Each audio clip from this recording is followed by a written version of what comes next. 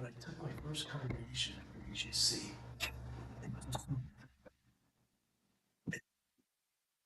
it's like, sure. Mm-hmm. Yep. 50 people in the Shabbat, Mm-hmm. 50, 60, but it felt empty. Mm-hmm. And they loved to sing, but because of the high ceiling, it's like it just got lost.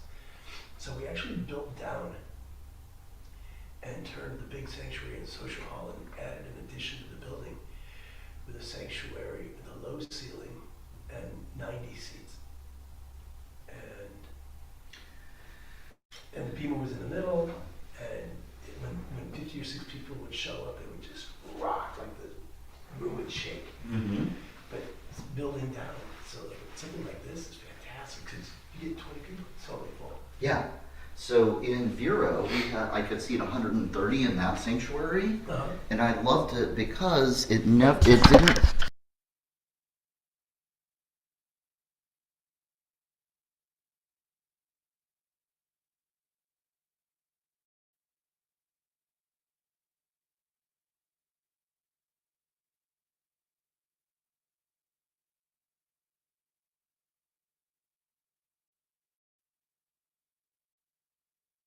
Things, but when we only had 10 or 15 for Shabbat morning services, we did a conservative Shabbat morning service twice a month there, because we were the only. I love that. That's what we did in Texas. But when we only had let me make sure this is on.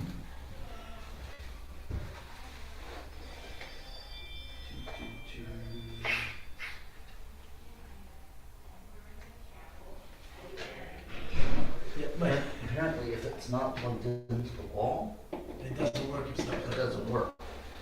I mean, that's what they say. My synagogue in Texas had Reform services Friday night, Mm-hmm. conservative Saturday morning, Sunday school was Sunday for the kids, and the rest of the week we had an egalitarian tefillin minion Mm-hmm. with Davenant the Art Scroll Siddur. Wow. And Thursdays, I would take a separate tour out to South Padre Island Mm-hmm. because all of the t-shirt shops were owned by Israelis. Mm-hmm. So on Thursdays, we had a Sephardic Orthodox service that davened out of Chazon Avadia. You had a little bit of everything. It was kind of crazy. It's fun. Ta-da. Okay, so you've got. My two favorite rabbis. How you doing? Good, how are you? Good. I mean, is this from your family? I've never seen it. Beautiful. Yeah. Just beautiful. Wow. Yeah, we dedicated it in honor of my dad. Yes.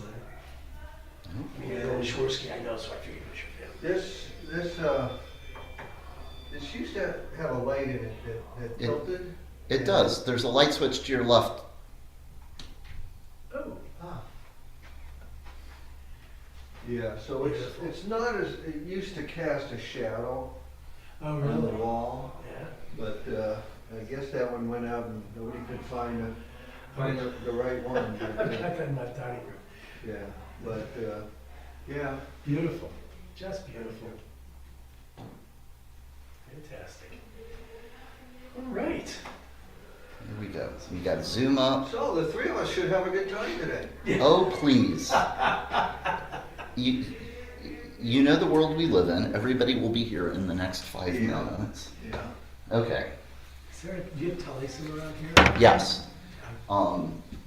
There's a whole rack of Oh, I them. didn't see. Okay. And if you don't like those, there's more.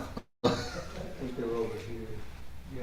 in the corner. Okay. That's now running. That's now running. Shabbat shalom. Shabbat shalom. Okay.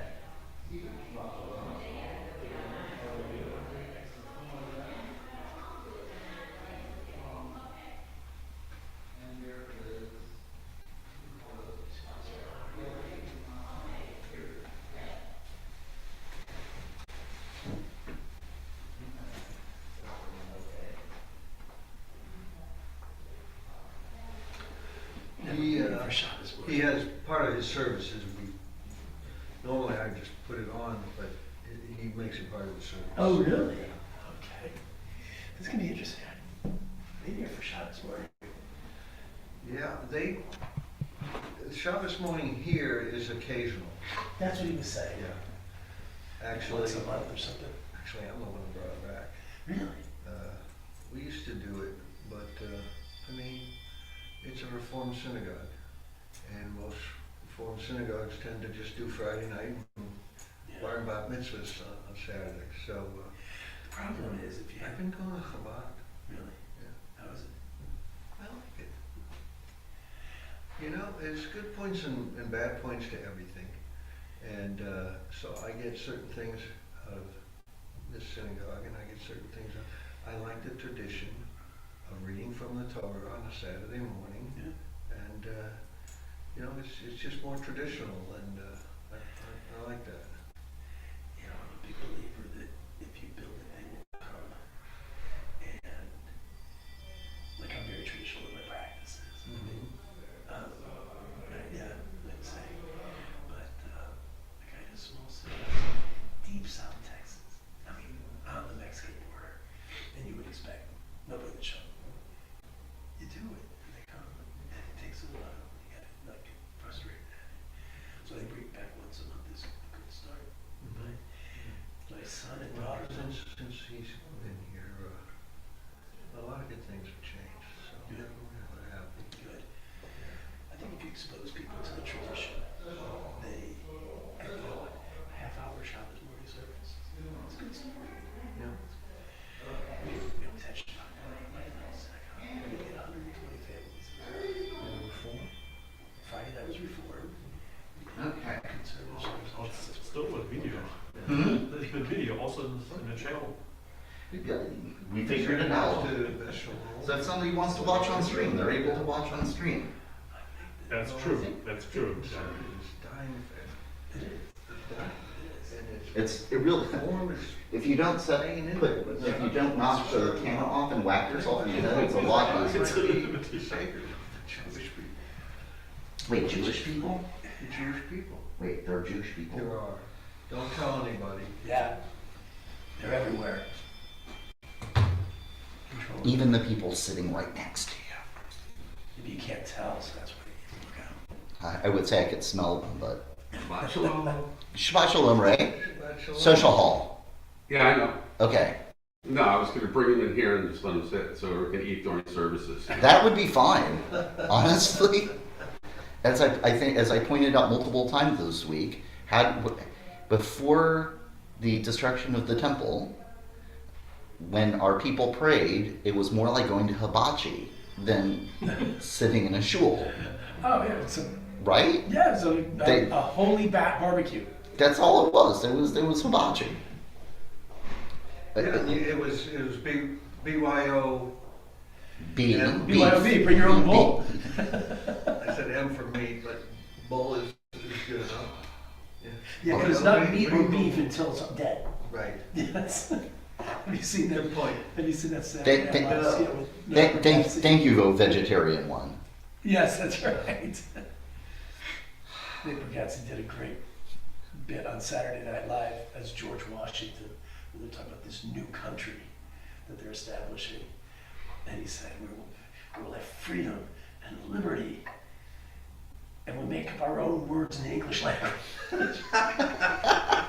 and they said, like, what words, sir? He's like, cow for animals, like when they're alive, and then enough new words for when they're dead. And it's like, cows will become beef. And pigs will become pork. And one of the soldiers says, and chicken, sir? He said, that one stays. That So rings it's- up there with the Tim Tebow getting the visit from Jesus in the Yeah. locker room. Yeah. Yeah, that, I don't think I've seen that one. Oh, look it up. It's that's hysterical. Yeah, yeah. because you remember he had that run of games where he would do nothing all game, and then at the fourth quarter would pull out some crazy miracle, mostly because of the field goal kicker.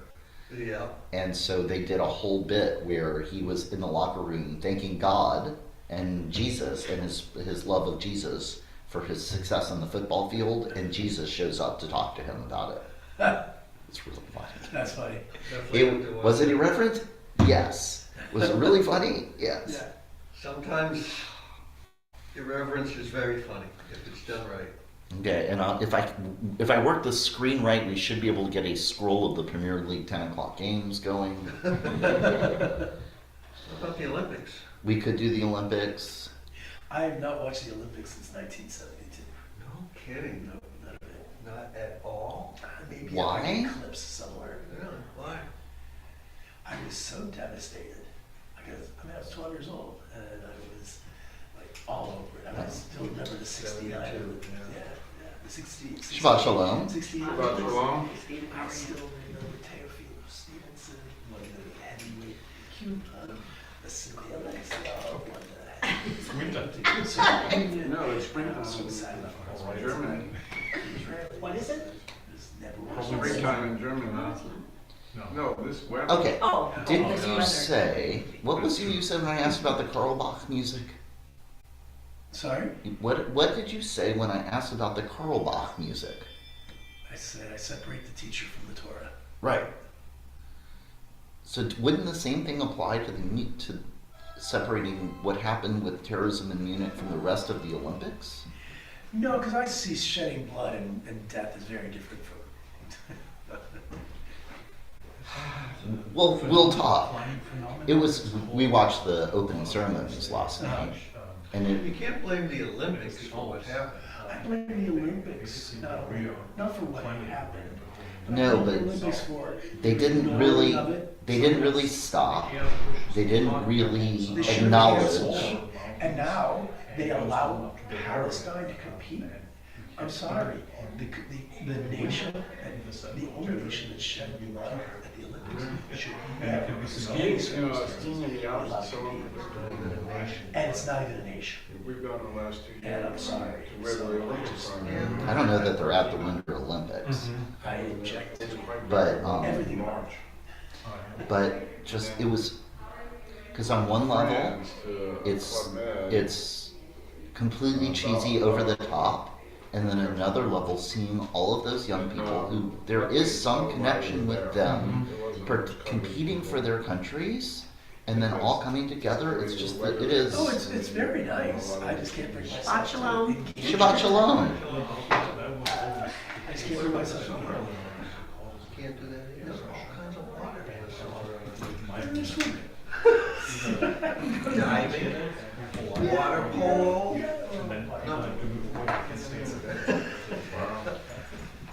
Sailing, kayaking, Rowing. rowing. It's all well and good. Nice. Grace is looking at him in a t-shirt, frozen. I know. Are you all cold in here? Oh, freezing. That's why you wear a big talit. I It- get cold. it- I brought my I get jacket. cold looking at you. Oh, really? At HEC in Cincinnati, during the winter, you melt, and during the summer you freeze, because the heating in that chapel was so wonky. The heating and cooling was completely opposite. No, I'm good. So, How is it here? and, Work okay here? it runs on the cold side. Like this room is a little is cooler, but in part just because buildings in Florida are not used to cold weather, and we've had cold weather. Did you say the building isn't used to cold weather? Yeah, buildings like our house is not. We have heat, Everything in but Florida is none of the sensitive. windows are really sealed in that way. The floors get cold. You Yeah, know, our it's house has just been freezing this whole week. yeah. You're safe to come in, Kelly. I'm just I standing. know. I I'm know. really It's just such a standing right big now. I'm just decision to standing make here, and everyone's still coming in. And oh, I don't. Yeah, don't worry. Just because is that better? We're not started yet. Got it. Service will be up here. If you would like a seat, or you're welcome to take one. There are a few in the back, but we're going to be just doing a little bit of a shortened service, and we're just giving people a chance. They're coming in, getting out all of their stuff for Kiddush. Rabbi, Yes. most important. Where's the challah cover? Where is the challah cover? It's on the podium in the sanctuary. I looked, I didn't find it. I'll have to dig deeper then. Okay. And Shlivovitz and wine? We can absolutely do that. Do you know where the Shlovovitz is in my office? No. If you're facing the sanctuary, Yeah? there's a bookshelf on the left. It's on that bookshelf, at the top of the bookshelf on the left. Will do. One of the few professions that it's okay to have alcohol in your office. Yes. Openly. Openly. Oh, I always remember going to the rabbi's office right at the end of the service. For having the Shlovovitz. It's the only reason for a Saturday morning service. Okay, so let me, Ray is getting that. If anybody does want a talit, there are other talitot in the, that are in the lobby. And so, as we open our service together, I offer these, we offer these words. Oy facing here. We sing together. Ma yafe hayom, Shabbat shalom. Ma yafe hayom, Shabbat shalom. Shabbat, Shabbat shalom. Shabbat, Shabbat shalom. Shabbat, Shabbat shalom. Shabbat shalom. And if you are putting on a talit, I invite you to join with me as we say the blessing for putting on the talit. Baruch atah Adonai Eloheinu melech haolam asher kidshanu b'mitzvotav v'tzivanu l'hita'atef b'tzitzit.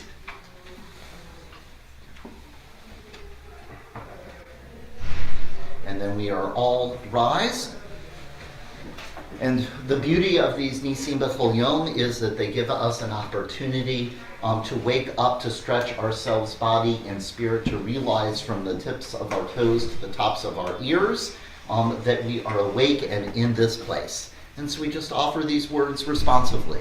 Baruch atah Adonai Eloheinu melech haolam, who has given the mind the ability to distinguish day from night.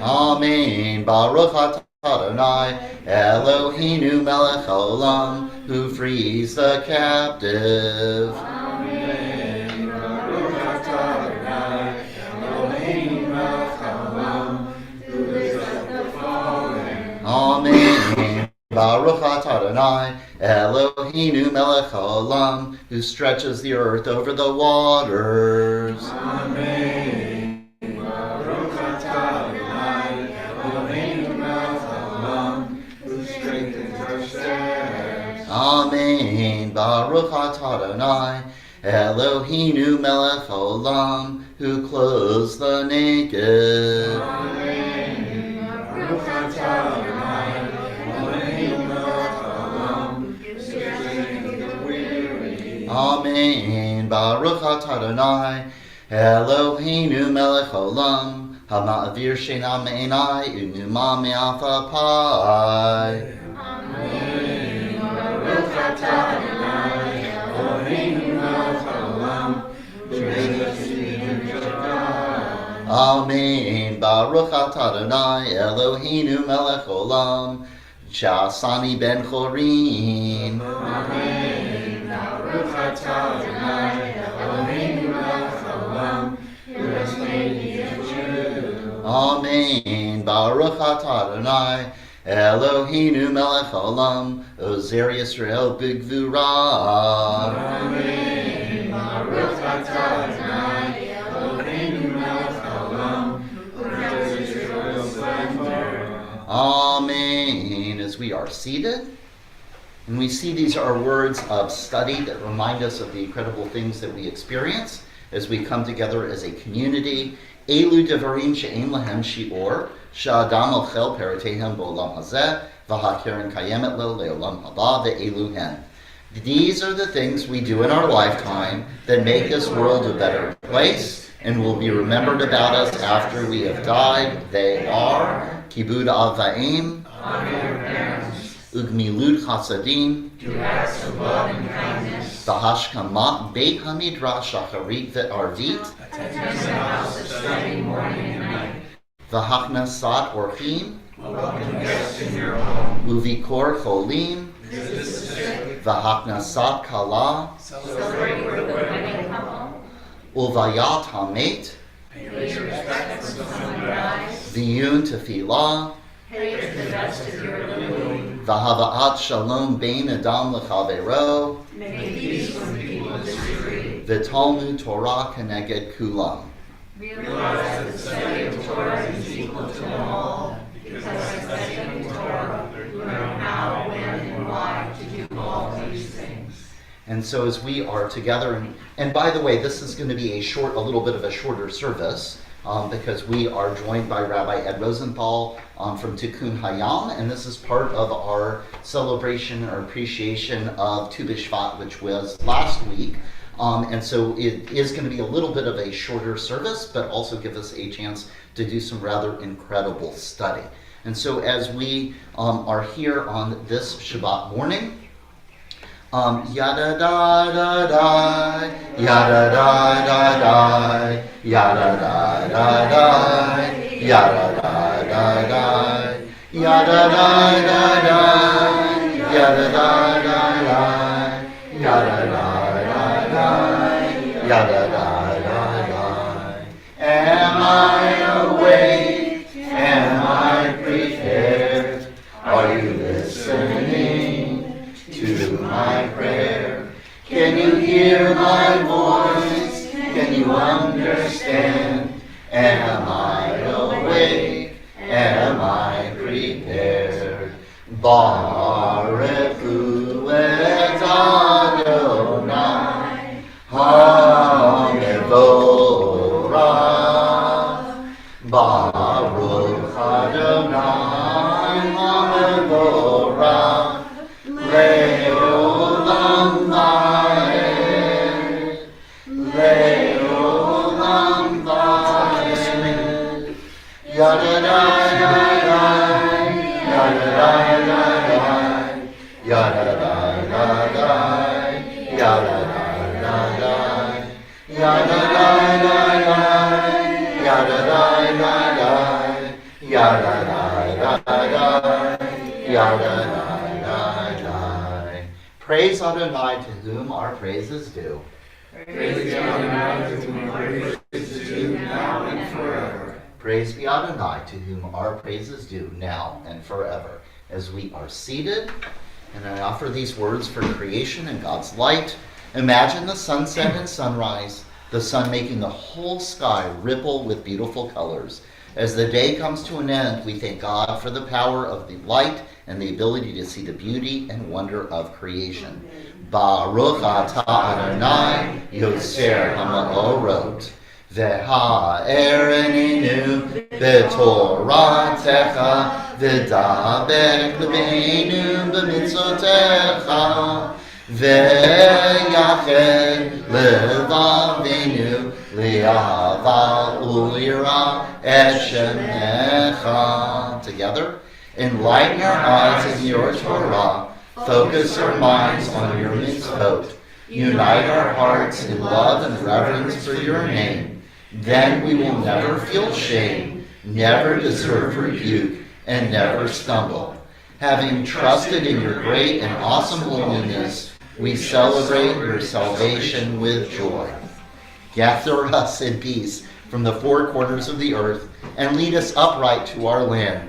For you, God, work wonders. You chose us. Truly you drew us near to your great name, that we might acknowledge you, declaring you one in love. Praise be to you, Adonai, who chooses your people Israel in love. Baruch atah Adonai, Halocher ba'amo Yisrael ba'ahava. And Ella says there are more seats up front. Please come on in. Rabbi, you asked me how many people come to services on a Shabbat morning, and I said, I don't really know. I think actually, Stephen, is someone sitting next to you? No. Nope.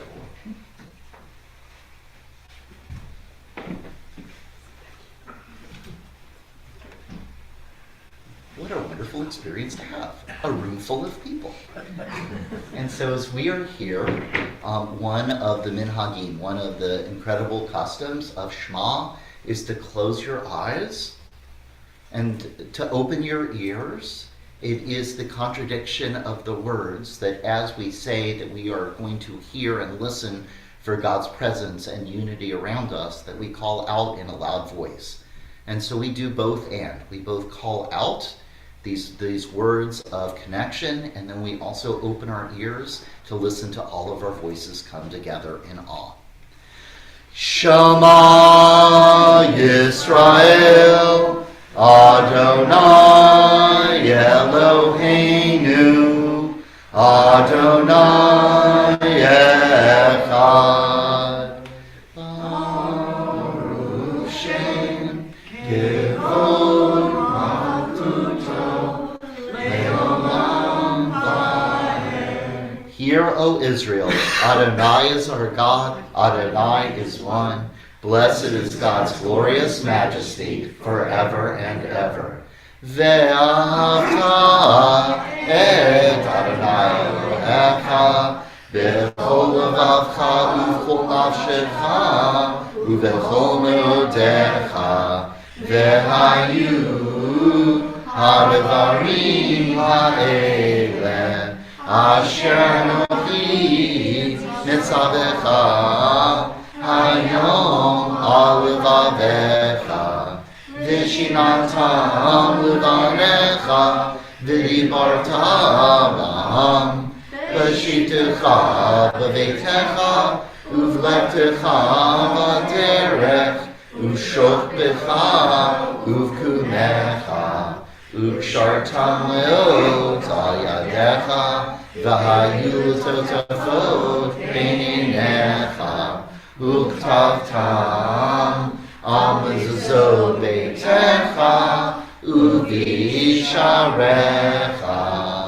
leman tizkeru vasitem ekol mitzvotai v'item kedoshim lelohechem ani Adonai Elohechem Asher hotzeti etchem me'eretz Mitzrayim liot lachem Elohim ani Adonai Elohechem. And if you don't see a translation on the page, don't worry, because what's going to happen is then the next piece we'll read would be a translation or an adaptation of the words we're offering in Hebrew. And these are an adaptation of the second paragraph of the words of Shema. We read responsively. If we can hear the words from Sinai, then love will flow from us. And we shall serve all that is holy with all our intellect and all our passion and all our life. If we can serve all that is holy, we shall do all that humans can to help the rains to flow, the grasses to be green, the grains to be golden like the sun, and the rivers to be filled with life once more. All the children of God shall eat, and there will be enough. But if we turn from Sinai's words and serve only what is common and profane, making gods of our own comfort or power, then the holiness of life will contract from us, and our world will grow inhospitable. Let us therefore lace these words into our passion and our intellect, and bind them as a sign upon our hands and eyes. Let us write them in mezuzot upon our doors, and teach them to our children. Let us honor the generations that came before us, keeping the promise of those yet to be. Adonai Elohechem emet. And emet, there is no place where you are not. Even in the wilderness there is your word. Amen. That strokes of lightning, white fire, black flame, stir the soul's passion, guide our sacred way, true and enduring is Torah. Your truth for us is certain and established now and forevermore. Like Moses and Miriam and all Israel, we sing out and we rejoice. Yai bye bye bim bim bam, yada bye bye bim bam. Yai bye bye bim bim bam, yada bye bye bim bam. Yai da yada yada yada bye bye bim bim bam. Yada yada da yada ba ba bim bam. Mi chamocha ba'elim Adonai. Mi chamocha nedar b'kodesh. Norati lo o sefele. Norati lo o sefele. Shira chadasha shibechu ge'ulim. L'shimcha satayam yachad kulam. Hodu v'imlichu ve'amru Adonai lo le'olam va'ed. Tzur Yisrael kuma ve'ezrat Yisrael. Ufte kinunecha Yehuda v'Yisrael. Go Aleinu Adonai Tzvaot Shemo Kedosh Yisrael. Baruch atah Adonai Ga'al Yisrael. Adonai Sifat Tivtach Ufi Yagita Gilatecha. Adonai, open up my lips, that my mouth may declare your praise. Baruch atah Adonai, Eloheinu, Elohei Avotenu V'Imotenu, Elohei Abraham, Elohei Yitzchak, Elohei Yaakov, Elohei Sarah, Elohei Rivka, Elohei Rachel, Elohei Leah, Ha'el Hagadol, Ha'gibor Ha'anorah, El Elyon, Gomel Chasadim Tovim, Ve'konei Hakol, Ve'zocher Chasdei Avot V'imahot, Umevi Gula Livnei B'neihem, L'man Shemo Yahava, Melech Ozer U'Mashiach U'Magen, Baruch atah Adonai,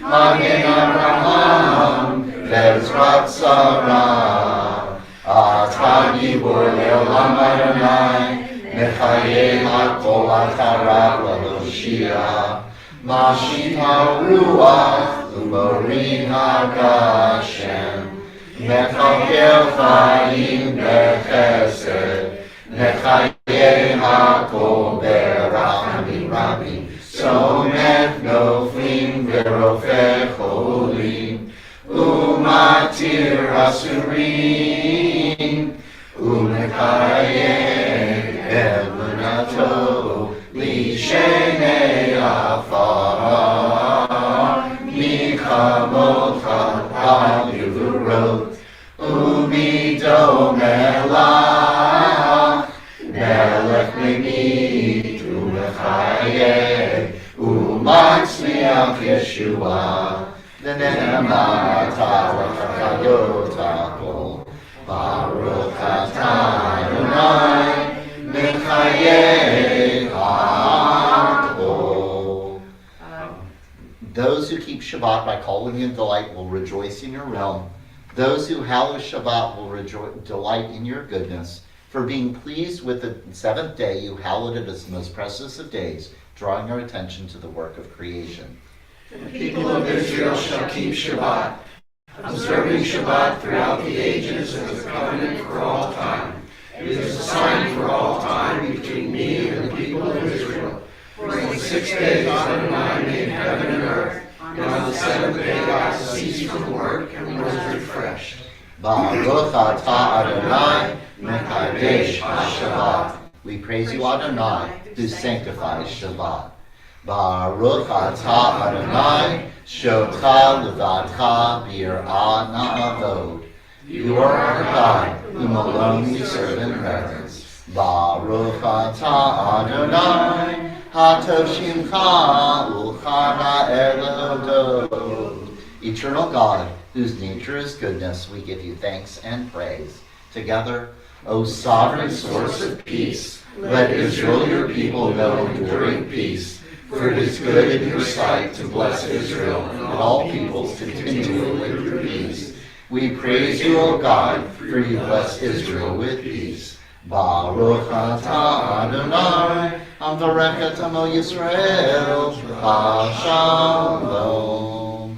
And as we are seated, I invite you to take just a moment of silent prayer. As we finish the formal prayers of Tefillah, we have an opportunity to offer the prayers of our heart.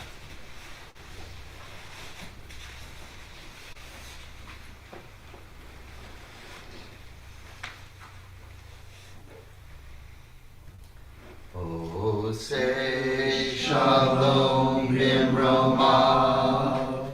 Uya say shalom aleinu. Ve'al kol Yisrael. V'imru, amen. Ya'aseh shalom. Ya'aseh shalom. Shalom aleinu ve'al kol Yisrael. Ya'aseh shalom. Ya'aseh shalom. Shalom aleinu ve'al kol Yisrael. And so as we are together on this Shabbat morning, I do invite you to please rise as we begin the conclusion of our service.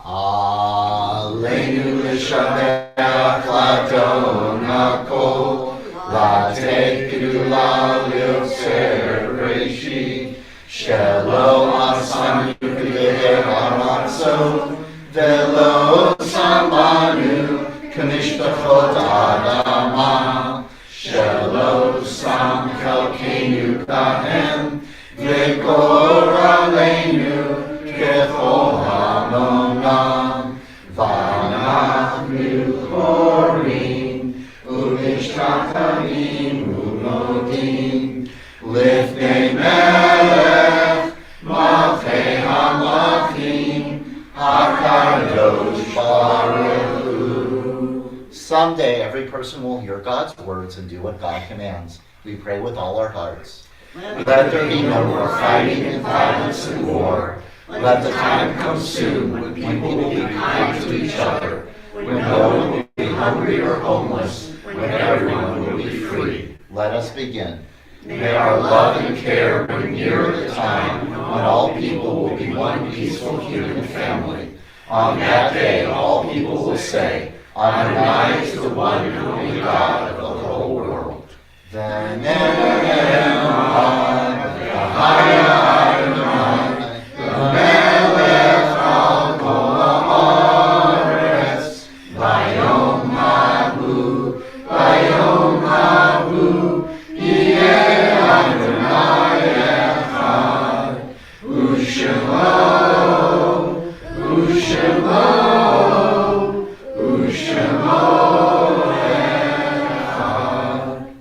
And as we are together on this Shabbat morning, is there anyone who is observing a yard site on this Shabbat morning?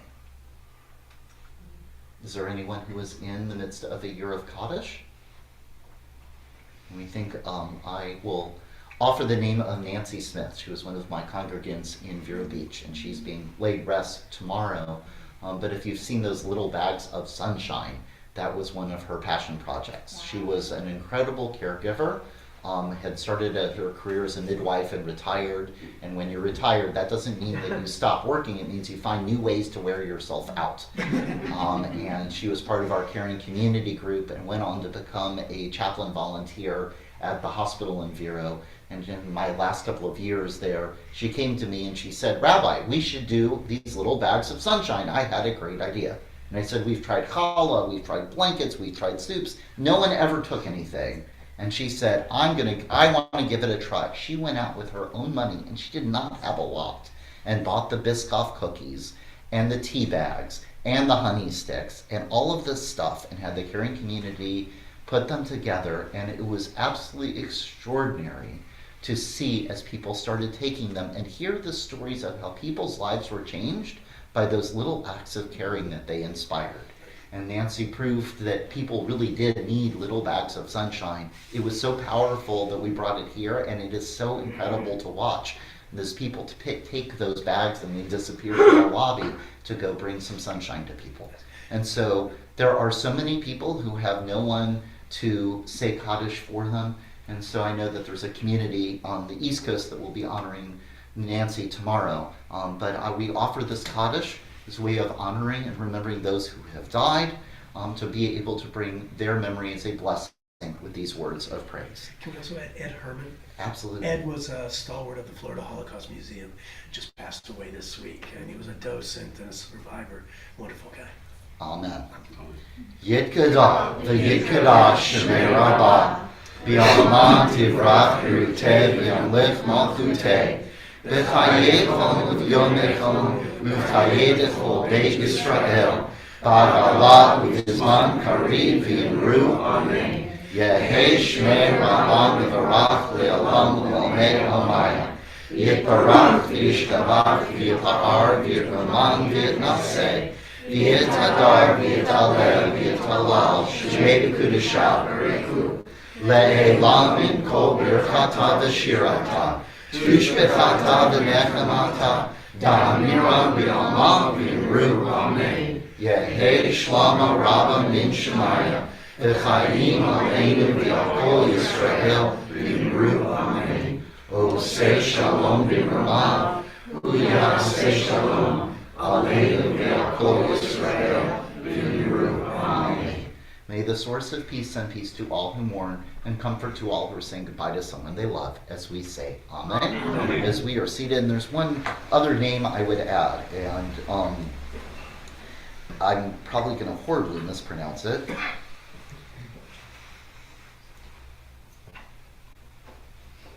Give me just a moment to find it before.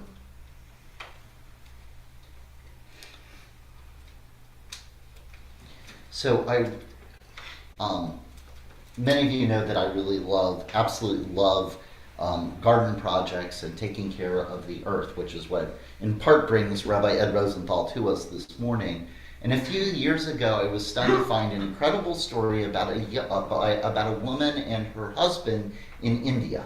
And they couldn't have children, and they lived in a place where they had been totally denuded of trees. And the two of them decided that if they couldn't have children, they were going to have a forest. And they hauled water and planted saplings and changed the whole ecosystem, bringing back the flora and then the fauna to this area of India.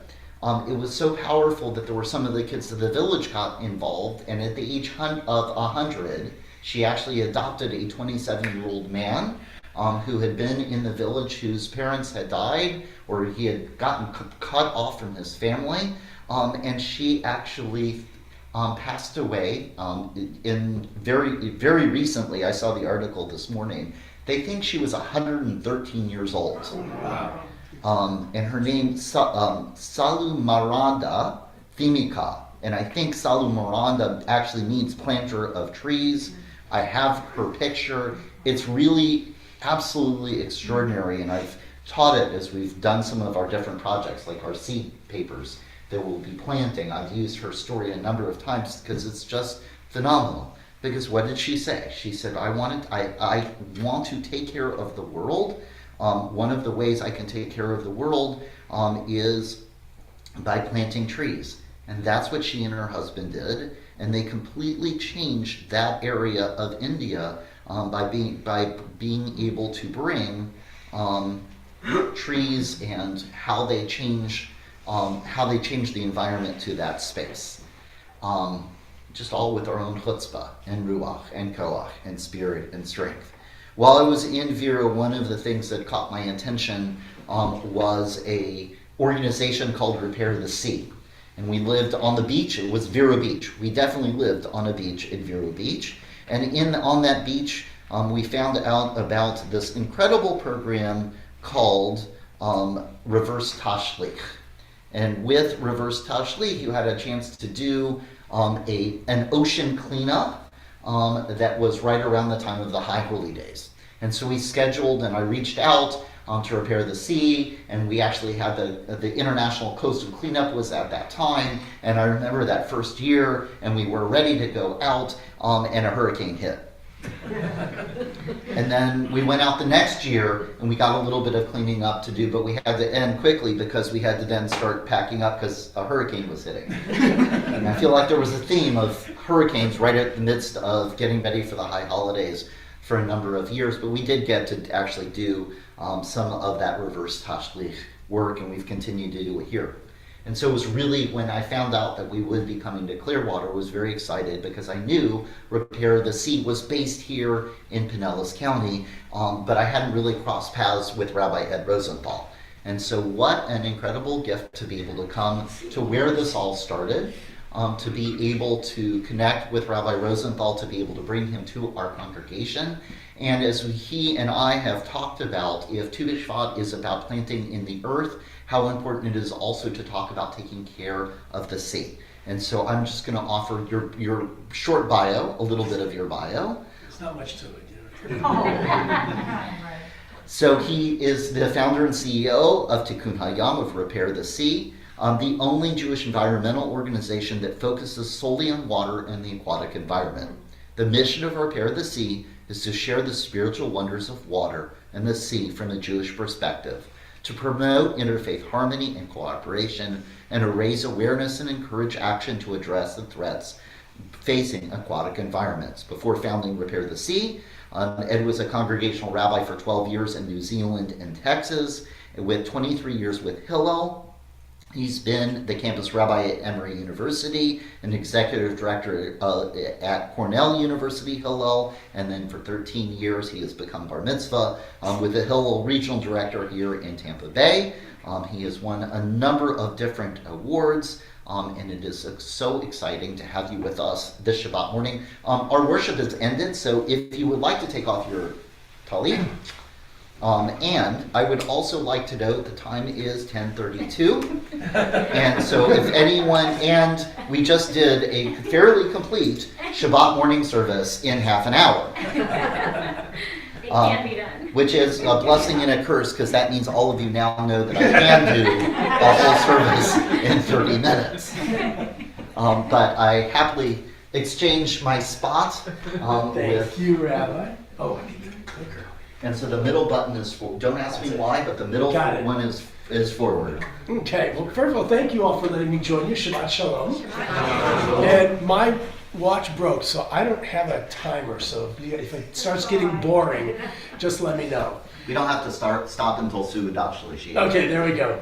Well, first of all, I love that you included the second paragraph of the Shema, because Reformed congregations have tended to get rid of that over the years. And I think it's always worth noting that if you compare our tradition to other faiths, for example, in Christianity, if you accept Jesus as your Lord and Savior, you will spend eternity in the afterlife basking in the glory of God and all that the streets are paved with gold. And if you're Muslim and you are a faithful believer, after you die, you go to paradise, where all of the things you deprived yourself in this life of alcohol and food and other things. And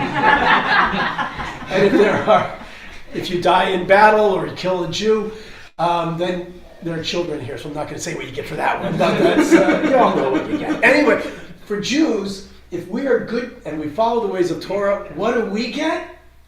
Second paragraph of the Shema tells us we get rain. So it tells you a little bit about who we are. We're not looking to the afterlife. No. Judaism is about our world and what we're doing to it, or with it, I should say. And so just a brief thing, I know that your congregation has taken part in the reverse tashlich for several years. And I have to say, the genesis of that project, when I was the campus rabbi at Eckerd College, or actually just for the region, I was teaching, some of you may know we have a Jewish scuba club at Eckerd called Scooby Jew. And so I was teaching some Scooby Jew students about tashlich. We were getting ready for Rosh Hashanah. And I was teaching, I said, for tashlich, we go to a body of water and we symbolically cast our sins into the water so that we can start the new year with a clean heart. And you know, when you work with college students, there's always one in every crowd. And this kid says, you know, Rabbi, there's already more than enough human sin in the water. Why don't we take some of it out instead? I said, that's a great idea. Let's do a reverse tashlich. And we did it. And interestingly, nobody had cleaned the mangroves on campus. If you haven't been to the Eckerd campus, you should go. It's a beautiful waterfront campus. And nobody had cleaned the mangroves before. And I had 5 students, this is in 2016, and those 5 students removed about 75 pounds of debris from the mangroves. Wow. I was amazed. The following year we had 10 students, and I think the following year is when I reached out to all the synagogues in the area. And that was when Temple B'nai Israel joined. And since then, and that was what really inspired me to leave Hillel. I figured I have one more really good chapter left in me. And I'm passionate about Judaism, and I'm passionate about the ocean. And so I thought, you know, it's like Reese's peanut butter cups, you know, 2 great tastes that taste great together. So I started Tikkun Hayam. And the reverse tashlich was really what inspired me to do it, because of the response that I was getting. And long story short, last year was our 8th annual reverse tashlich, but then I took it off campus. And we had 320 teams participate in 31 countries. Oh. And to see, and with over 3,000 Jews and allies going out and removing debris from waterfront locations where they live. The 3,000, mind you, is only what we could prove after the fact. So we sent out a survey following the program, and we got a 40% response rate, which is pretty good. But so the numbers that we use are only from those that report back to us. So I'm sure there were more than 3,000 participants. We probably removed more than 11 tons of debris, but that's what I can say absolutely is true. Anyway, so when Rabbi Bernholtz asked me to come speak to you all about for Tu B'Shvat, I wasn't quite sure what to talk about. Well, I knew what to talk about. Because it's not about water, because Tikkun Hayam is all about the water. But it is about the aquatic environment, because you know, humans we're terrestrial beings. We live on the land. And the Torah was given to us. And since we are terrestrial, the Torah speaks in terrestrial language. And so we think of our mitzvot as all applying to the land. And so we talk about for Tu B'Shvat that we should plant a tree in Israel. How many of you have trees planted in your honor in Israel? Everybody, your turn to water them will be on Wednesday. So just be sure to go do that. But everybody think, oh, we gotta plant trees for Tu B'Shvat. And we should plant trees. But what I wanted to share with you today is last year or 2 years ago, Limud. If you don't know Limud is a phenomenal organization. It's a global organization that does intensive Jewish learning. And so 2 years ago, Limud did a 3-day symposium on the climate crisis. And I don't talk about climate. I feel it's become politicized. I don't want to enter that conversation. We do need to reduce our carbon emissions and lower our fossil fuels, but I don't deal with politics very well. So I just deal with Torah and science. And we like to say at Tikkun Hayam that we're the intersection between science and spirituality. In fact, Carl Sagan, in his book, The Demon Haunted World, y'all remember Carl Sagan? Yeah. For those of you who are too young, he is the Neil deGrasse Tyson of the 20th century.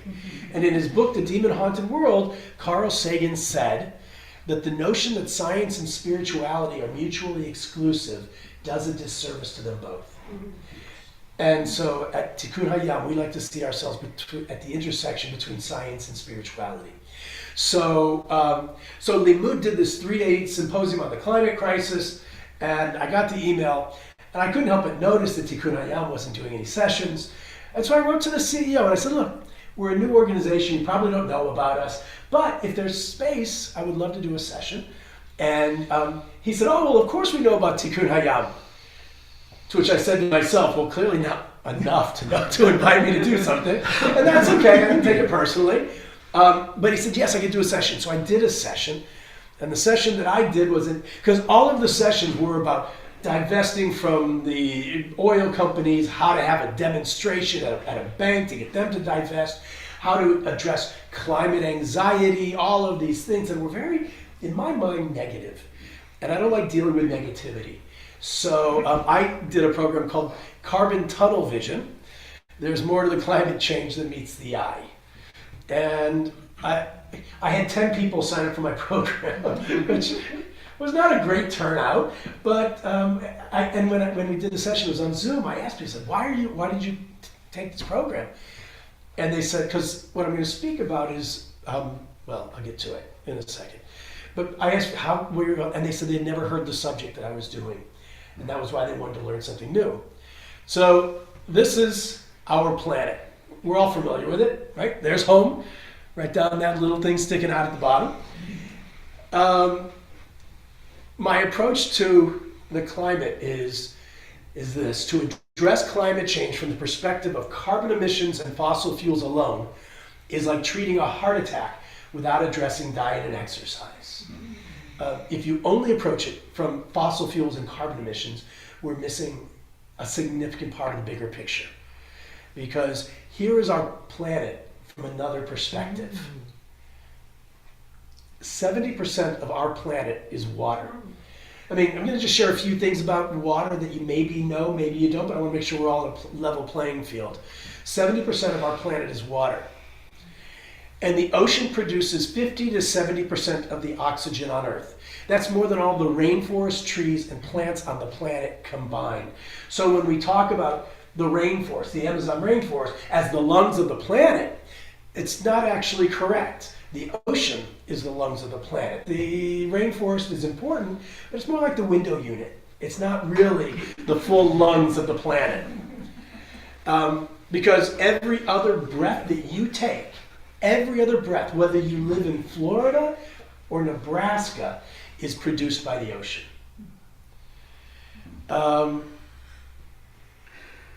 This is Better to live near the ocean than live near a forest? No. I mean, if you like forests, it's a good thing to live near a forest. If you like the ocean, I think we're in the right place, which is really good. The oxygen intake will be the same. No. Actually, it'll be more from the ocean, or you'll get more from the trees. But the ocean is still providing half of it, even if you live near the forest. So this is what we're going to address: blue carbon. How many of you have heard of blue carbon? 2 people. Exactly. That's why I only had 10 people at my. Well, you've been to this one before? But we we both talked heard to the you. term from you. Oh, from me. Okay. Okay. So what is blue carbon? Blue carbon is the carbon captured and stored by marine organisms and coastal ecosystems. It plays a central role in Earth's climate system, yet it's generally ignored, and only about 3% of the ocean is under any kind of governmental protection. 3%. Now, mind you, the United Nations recently just ratified Treaty for the High Seas. And the Treaty for the High Seas calls for a 30% of the ocean to be under marine protected areas. But that's by 2030, which is 4 years away, and we're at 3%. Not a huge fan of the United Nations. We're not part of it. We're not part of it, right? No, the U.S. has not. We've signed it, but we haven't ratified it. And I hate to say it, but the major, those countries that cause the most damage, the U.S., Russia, and China, none of them have ratified it. So it's worth being aware of that. But what is blue carbon? It's the marine ecosystems, but it's made up of some specific areas. The first area is seagrass meadows. Now we have a ton of we don't have a ton, but seagrass plays an important role in our ecosystem here in Tampa Bay. And what is seagrass? Seagrass, it's the grass on the shallow coastal waters, and they produce these dense meadows.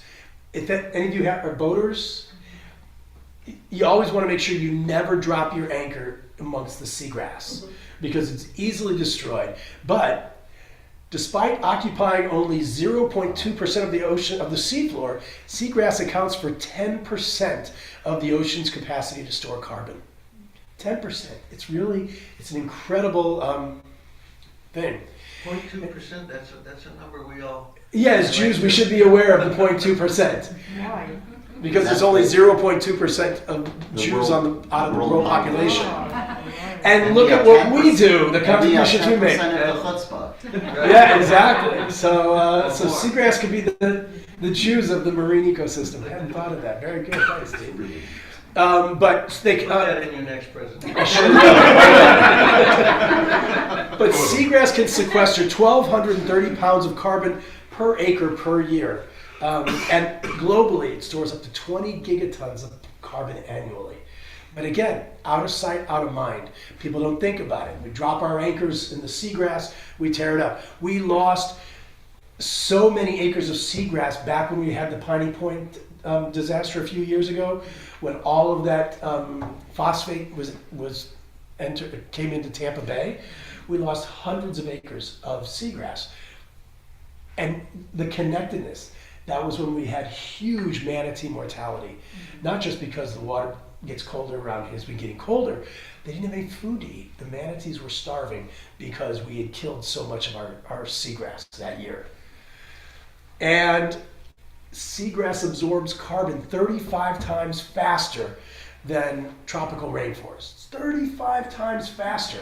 So it's really important to understand that this thing, which we don't even know about, most of us don't even know about, does so much. Does the carbon have to fall into the water? No, because plants, the ocean absorbs carbon, the water absorbs the carbon, and just like terrestrial trees, the plants absorb the carbon and emit oxygen. But in blue carbon, they not only absorb the carbon they need for their own photosynthesis, but they sequester more because it goes down into the root system, into the sediment at the bottom. So while terrestrial trees absorb carbon and they transpire oxygen out, they also absorb bits of carbon that go into the soil. So the soil is a good sequesterer of carbon, but it's loose, it gets disturbed because that carbon, while it does get stored, isn't nearly as successful or as much as the aquatic ecosystem because the sediment is below. You've got the thick sediment, which absorbs the carbon, and then you've got a layer of water, which keeps it in. So the blue carbon gets sequestered for much longer, and frankly, can be for thousands of years, they say. I think what I'm confused about, we got all this carbon in the air. How does it get to the plants down there? In the form of carbon dioxide. Yeah, in the form of right? carbon dioxide. In the water? Yeah, it gets, everything the gets air. absorbed. Yeah, it Carbon gets in the air. absorbed. Yeah. You breathe it out. Yeah, it's Yeah, pretty it's amazing breathing. stuff.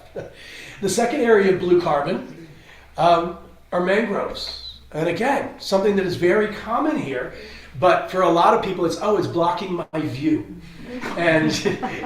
But mangroves are so essential. Mangroves sequester up to 10 times more carbon per acre than terrestrial trees. 10 times more carbon.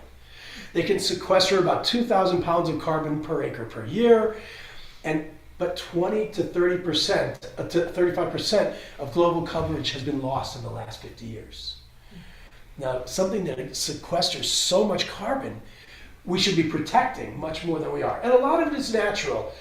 So, for example, the hurricanes oftentimes do tremendous damage to mangroves, but as do humans as well. And destruction of mangroves releases the stored carbon back into the atmosphere. When the same thing with the seagrass meadows. When we disrupt and we pull them out, all of the carbon, when the roots come out, all of the carbon that is sequestered underneath them, you know how when you step in sediment, you get that big plume of mud? That's what happens. So when you destroy the mangroves, this tremendous root system, which has stored so much carbon in the sediment, all of that carbon gets released. So it's really important not to destroy mangroves. The next area of blue carbon is salt marshes. I'm kind of running through it because we got to get to our Torah. Salt marshes. Salt marshes are wetland ecosystems that develop between forests or urban areas and lower estuaries or sheltered marine coastline. Twice a day, you may know this, twice a day when the tide goes in and goes out, they're covered by water at high tide and exposed to air at low tide. But salt marshes can sequester 1,940 pounds of carbon per acre per year. I mean, they're really having a huge impact absorbing carbon. And the U.S. has lost an estimated 70% of our coastal salt marshes, mostly due to coastal development, pollution, wastewater runoff, particularly sewage and fertilizer. So, and And I know where there are, being someone who lives just across the street from the bay, we know that there are seagrasses in the bay. We know that there are mangroves along the bay. Yep. Are there salt marshes along Tampa Bay, or is that not a Florida thing? I haven't seen them around here. I was just in California last week. I was a rabbi in residence at a Jewish school in Palo Alto, and they were doing science and spirituality for a special week-long program. And they had incredible salt marshes in the area. But Louisiana also, yeah. I mean, they're all, so many. yeah. I don't know if I'm sure we have them somewhere around here. I don't know where they What are. about Crystal River? Crystal River, I don't know if they have salt marshes, but Crystal River, They have like marshes on They it, got- you know, when you I'm sure drive they over. are. Yeah, they must be. They must be all over. Crystal River has a tremendous seagrass restoration program. What about Because- Everglades? The Everglades would be salt marshes. The Everglades are everything. They've got all of this. And we need to protect it because we're losing the Everglades as well. That's a really big issue. The fourth part of the blue carbon ecosystem is phytoplankton. Most people probably don't even know what phytoplankton is. Phytoplankton is, it's like these microscopic algae, microscopic algae, but they grow in huge, monstrously huge fields that you can even see from outer space. That's how big they can become. But phytoplankton, for something that is so small and so thought to be insignificant, phytoplankton captures about 40% of all human-generated carbon, the same amount of CO2 as 4 Amazon rainforests, and 60 to 90% of the excess heat trapped by greenhouse gases in the atmosphere. Phytoplankton is essential. I mean, it's so important. And phytoplankton releases more than half of Earth's atmospheric oxygen. When I said that the ocean produces 50 to 80%, this is where the vast majority of it comes from phytoplankton. Something that is not really at the head of our thoughts on a daily basis. This isn't only growing, phytoplankton can also grow in fresh water. Yes. Because I see, well, like the lake right behind Yeah, the there's, lake yeah. sometimes gets a little greenish. Yeah, well, there are different types of algae. Some of it is good, some of it is not. Phytoplankton is very good, but like, for example, red tide is also algae. So some is good, not all of it. But phytoplankton has decreased by approximately 40% since 1950, primarily because of the reduced numbers of marine mammals. Okay. And I should say marine animals in general, but primarily marine mammals. Wait, why would the reduction of marine mammals impact the phytoplankton? Well, that's funny you should ask that, Rabbi. If the answer is whale farts, I'm really going to be entertained. It's not whale farts, it's whale poop. It's very, you were very close. You were very close. The whale pump, or what we like to refer to as the poop loop. It refers to the exchange of nutrients and movements of carbon through the ocean driven by whale excrement. Let me tell you how this works. This is called the golden triangle because there are 3 components. Phytoplankton, as you've seen, is like everywhere. Phytoplankton is eaten by krill in the Southern Ocean. And krill is this little tiny crustacean, like super, super tiny crustacean that eats it. But That's what whales eat. exactly, krill is the only thing that blue whales eat. And blue whales, I'll use blue whales for the example because they're the most prominent. That's what with the krill. There are other whales that also eat krill, but they also eat other things as well. Jonah. Yeah, exactly. But the blue whale only eats krill unless it gets some fish when it's going for the krill. In any event, the krill eats the phytoplankton. The whales eat the krill. And for those of you who don't know, you probably do, the blue whale is the largest being that has ever lived on this planet. I mean, it's hard. I've never seen one. It's like, this is my bucket list, is to see a blue whale. Because, to put it into perspective, you can fit 3 brontosauruses on the back of an adult male blue whale. That's how big they are. The biggest terrestrial animal is an African elephant. And to put that into proportion, the tongue of a blue whale weighs as much as an African elephant. Oh my goodness. Its heart the heart of a blue whale is about the size of a Volkswagen Beetle. And they say that the major arteries of a blue whale, that an adult male could swim through them. That's how big these animals are. And so a blue whale eats a lot of krill every day and poops a lot every day. They say that a blue whale poops about 3 tons every day. That's a lot of poop, obviously. But the phytoplankton loves it. That's what it eats. It eats, and so it's this whole thing. Well, I don't know if you've been seeing, but one of the biggest threats right now is, for some reason, somebody got this brilliant idea that humans should have krill supplements. Have you seen those advertised on television or at the drugstore? Never, never, never buy krill substitute. We don't need it. We can get our omega-3s elsewhere. But it's the only thing that blue whales eat. And so when we talk about the reduction of whale populations, estimates have blue whale populations at only 98.5% below, at 98.5% below their pre-whaling population before commercial whaling. Humpbacks are at 94%, fin whales are at 85%, and sperm whales have done pretty well. They're at 57%. Imagine what our planet would be like, what the atmosphere would be like if we actually had healthy whale populations. And it's not just the whales. There's so much more beyond that. Because while commercial whaling ended in the 1980s, it's estimated that about 300,000 cetaceans still die every year from entanglement and ghost fishing gear, and another 20,000 whales fall victim to ship strikes. Because Not to get sidetracked, but are you aware of what's happening in Greenland with the whales? no, We'll talk later. well, No, tell us. tell us. Oh, the whale. I guess some ice came loose, Mhm. and it's created different paths of the water, and all the whales are moving really close to the land, too close, and Greenland's just declared a state of emergency Wow, I'll based on this weird stuff that's going on with the whales, and they're concerned that there's going to be a lot of deaths Yeah, of the whales. interesting. Yeah, yeah. We don't realize. There are on any given day there are over 1 million vessels on the ocean. 1 million vessels, and this isn't 150 years ago where ships sailed with canvas sails. Ships make tremendous amounts of noise. And anybody here scuba divers? Okay, if you've ever been underwater when a ship goes or even a boat goes overhead, you get totally disoriented because sound travels faster underwater than it does in air. So when a ship goes over to your head and you're underwater, you'll look around and you can't see, you don't know where it is, it's coming from everywhere.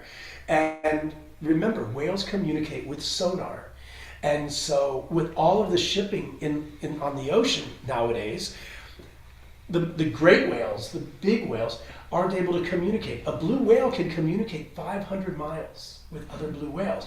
But because of so much noise, they're having trouble finding mates, they're having trouble finding feeding grounds, and then even the area where they feed, it's in the shipping lanes. That's where the 20,000 ship strikes occur. So there's a big effort to get shipping companies to divert their channels so that they don't hit the whales. How am I doing on time, Rabbi? You're doing great. Oh, good. Okay. But I'm getting bored. Okay. No. The other factor is overfishing. Overfishing. Again, we can't talk about the oceans warming by talking about just the carbon that goes in the water. We can't just talk about what we put in the water. We also have to talk about what we take out of the water. That's where the whales come in, but also fish. About 80% of the world's fisheries are either fully exploited or overexploited, depleted, or in a state of collapse. And 90% of worldwide stocks of large predatory fish are already gone. Now, the U.S. does a good job of regulating our fisheries, but around the world, they don't. And countries like China, Vietnam, and Thailand are just pillaging the ocean because there's nobody out there. That's why the Treaty for the High Seas is so important. But it's great to have a treaty, but if nobody's there to police it or enforce it, Nobody's going to observe it. So We don't do that great a job. In today's news, it said that there's a vast space that had been set aside as a national monument by the Obama administration, saw the that. size of Connecticut, Yeah. and now it's being opened up to commercial fishing Yeah. again. Maybe. yeah, The courts will probably say it can't. well, he did it. He did it in his first time, in his first administration. He opened that up, and then the Biden administration closed it again, and he's just opened it up again. So you're right. I mean, we have people tell me I can't use the statistic. They say because the U.S. does such a great job. Well, we're slipping a bit. So thank you for Depends that. which administration. Yeah, you're right. Let me get back to that. I'll get to that. When I say 80% of the world's fisheries are either fully exploited or overexploited, the United Nations puts out every year statistics of how many animals are slaughtered for food. And there are hundreds of millions of cows and sheep and goats and billions of chickens. But so many fish are removed from the ocean every year, they can't number them. They measure it in metric tons. And it's measured, the metric tons, in the trillions. So to imagine how many fish it takes to make up a metric ton, and then trillions of metric tons, it's outrageous what we're doing to the ocean. And all of those fish contribute to the blue carbon ecosystem, absorbing carbon and sequestering it.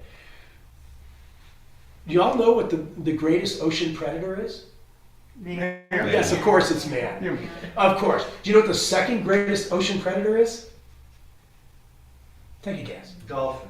Dolphins. Good guess. What else? Sharks. Sharks. What else? Good. What else? Fish. Fish. What? The second greatest. Garbage? Sorry? Garbage? No, that's a whole other issue which we'll get to. No, the second greatest ocean predator, vegetarian cows.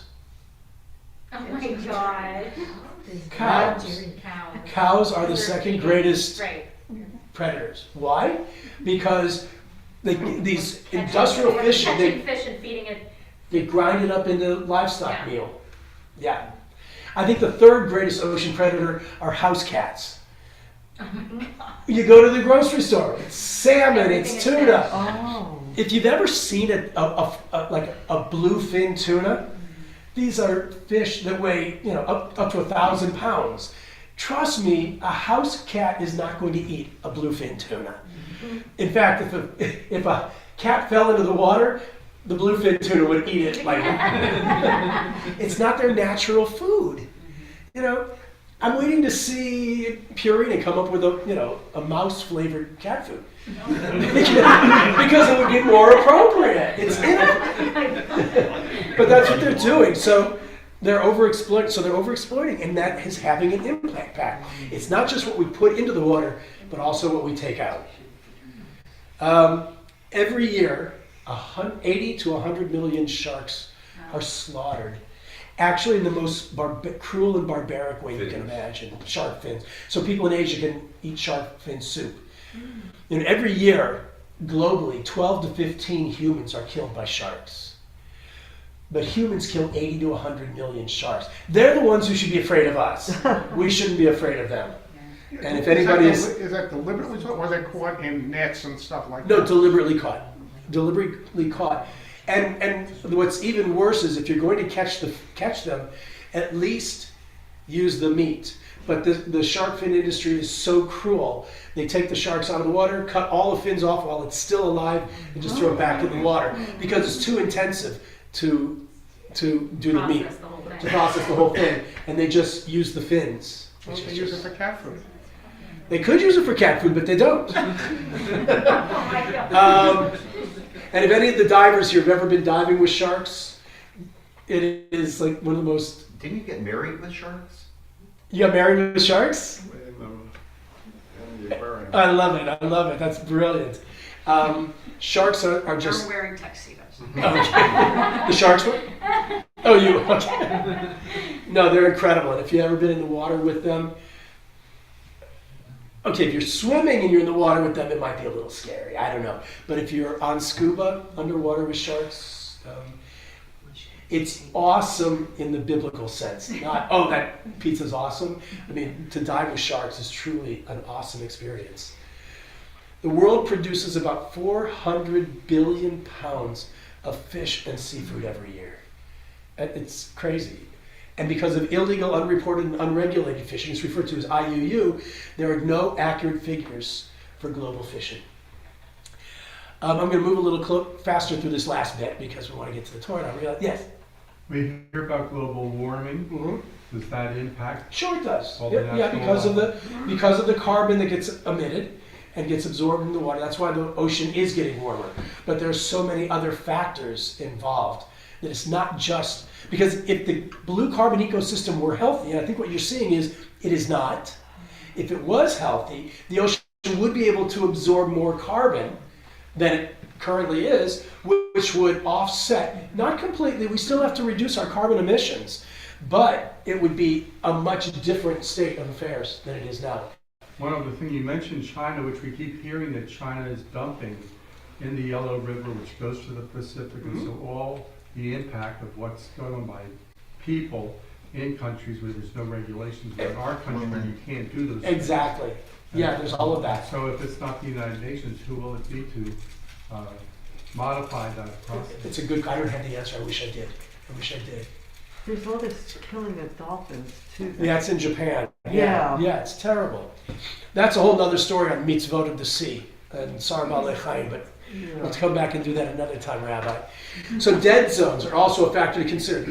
Dead zones are low oxygen air waters caused by agricultural runoff, fertilizers, sewage, manure, and animal byproducts lead to a condition called hypoxia.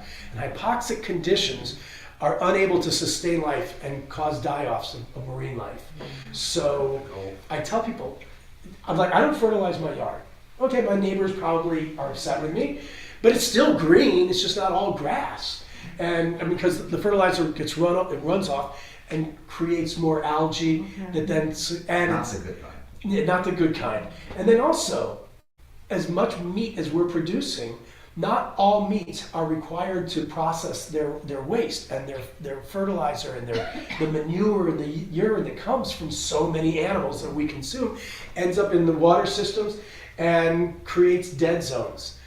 The largest dead zone in the world is in the Gulf of Oman, covering about 64,000 square miles, the size of Florida, where there is no life. None at all. Why there? I don't know. I've tried to research it. I don't know what it is. It's a very dry area. Yeah, I don't know what it is. But back in 2019, a dead zone in the Gulf of Mexico was the size of New Jersey. The size of New Jersey.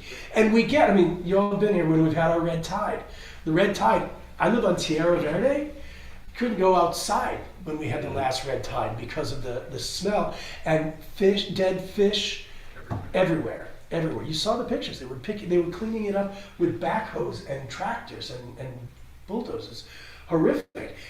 Red tide is natural, but because of all the fertilizers that are going into the water from us all fertilizing our yards, it exacerbates it, and that's when we get what we have here. Deep sea mining. This is the double-edged sword that is really difficult right now. Deep sea mining. What you see here is what are called polymetallic nodules. And there are fields of polymetallic nodules. Here we go. In the deep ocean, there are fields of polymetallic nodules. And the nodules are rich in critical minerals needed to make batteries for electric vehicles, cell phones, solar panels, and other systems. This is the double-edged sword. So they're saying, go solar, go solar, go solar. But we need specific metals, precious metals, to make all the solar panels and all the electric vehicles. And we're running out on land. And so they're looking to the deep sea. The problem is, we know nothing about the deep sea ecosystem. The deep sea is the greatest sequesterer of carbon on the planet because it sinks to the bottom and gets sequestered in the sediment. We know nothing about that ecosystem. So because so little is known about the deep sea ecosystem, the environmental consequences could be catastrophic because the only way to mine these polymetallic nodules is to have a machine that basically just it scrapes the ocean floor, which will the concern is all of that deep sea carbon that's been sequestered for thousands of years can be released into the atmosphere, and we don't know what the impact of that could be. So that's a serious issue to be aware of. And of course, plastic. I won't even go into plastic because we all know the problems there. About 22 billion pounds of plastic, or 11 million tons of plastic, are dumped into the ocean every year. And it's estimated that if we don't change our practices of overfishing and single-use plastic consumption, that by 2050 there will be more plastic in the ocean by volume than fish. I mean, I don't expect to be around by 2050, but there are people here who will be. And the world we It's lead. not that long. No, it really is. You got another 25 years. in Yeah, I got 25 years in me. I'm good. I got it. I may have a Yeah, sorry? agreement. Thank you. In the United States alone, it is estimated that about 40 billion pieces of single-use plastic cutlery, knives, forks, and spoons, you get it everywhere. Straws I haven't even counted in that. Yeah. Bad. 40 billion are sold in the United States alone every year, and they can't be recycled. They can't be recycled. We use them for 15 minutes and then go in the trash can. We got to do something about that. And as plastic degrades, it breaks into smaller pieces called microplastics. And when it gets in the ocean, the microplastics get eaten by the fish, and and birds, and it's a horrific death because they can't absorb, they can't digest the plastic. The chemicals get absorbed into their tissues. For birds, they can't digest them. If you know, talking a lot about poop today, sorry about that. But whale poop or bird poop, you've seen pelicans have hit your windshield, I'm sure, plenty of times. Bird poop is liquid. It's not solid. They can't digest plastic. So what happens is the plastic stays in their stomach. The chemicals get leached into its tissue, but as it eats more and more plastic, the stomach fills up and it feels like it's full. And so they can't eat anymore and they starve to death. It's a terrible, terrible way to go. Plus bigger animals On that happy note. Now that happened. and bigger animals eat the little animals. And, Yeah, that's makes called even- bioaccumulation. Bioaccumulation is when little fish eat the plastic and it gets absorbed in their system. And they live for a while and they keep eating, so the more plastic that they consume. And by the way, scientists tell us that the average human consumes about a credit card's worth of plastic every week. It's in our food, it's in our water, it's in the air, microplastics. It's everywhere. So we're getting it. So when these fish eat it, their tissue absorbs it, and then as the little fish get eaten by the bigger fish, as it goes up the food chain, it's called biomagnification. So the bigger fish have like 10 times more toxic chemicals in their systems than the little fish. And so I can tell you, you couldn't pay me to eat grouper, swordfish, shark, all of these, even tuna, some tunas. You couldn't pay me to eat them because they're toxic. You know, the Goliath grouper, there was been a moratorium in Florida that we couldn't fish for the Goliath grouper. And a few years ago, there was a big push to lift the moratorium. And it's like, why? Those fish are so toxic. I would never eat a Goliath grouper. And they're not the most beautiful fish that you're going to put it on over your mantle in the living room. I mean, this is just to catch a fish and take a picture. And so, they kept the moratorium in place, but it's tenuous. You do know what they used to call the Goliath group. The Jewfish. Yeah. Yeah. So don't eat Goliath grouper. Okay. What is the basis for all of this? Because for me, everything that we do at Tikkun Hayam is all about Torah. And so, as I said, we don't engage in demonstrations. We're not picketing the banks. We're not calling for divestment. What we're doing is we're looking to Torah for our inspiration. And when it comes to this, we got to go back to the beginning. Genesis chapter 1, verse 2. Something that we know the first verse. In the beginning, God created the heaven and the earth was without form and void, and darkness was upon the face of the deep. And then And then people seem to forget this last bit. And the Spirit of God hovered on the water. Because the next verse is, Vayomer Elohim Yehior Vayior. God said, let there be light, and there was light. So that's, for some reason, that's what we always think about. In the beginning, God created the heavens and the earth was without form and void, darkness on the face of the deep. God said, let there be light, and there was light. And we skip the rest of the verse. The Spirit of God hovered on the water. There's a problem with this verse. I don't know if any Hebrew speakers, no? A little bit. There's a serious problem. It is almost always the Spirit of God hovered on the water. Merachefet is the problem, which means to hover, but if you know your Hebrew grammar, merachefet is a present tense verb. It's always translated as hovered in the past tense because we assume creation took place in the past. And you can't say, but the actual translation should be the Spirit of God is on the water. Called hovers on the water or is on the water, however you want to look at it. It's present tense. And so we want to look at it.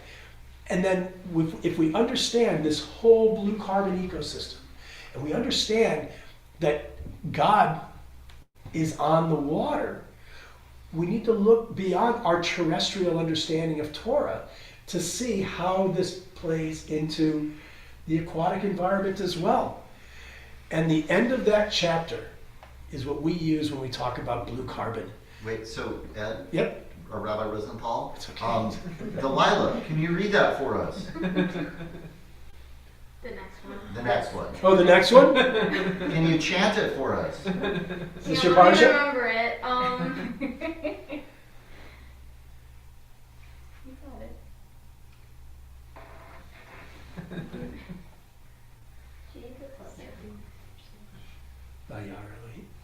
I'm trying to remember the chanting. Just read Oh, it. you just read it. Thank you. Vayar Elohim et kol asher asa v'hine tov me'od. Yes. Everything, this is the end of the first chapter of Genesis, where the whole story of creation. And it ends by saying, and God saw everything that was created, and behold, it was very good.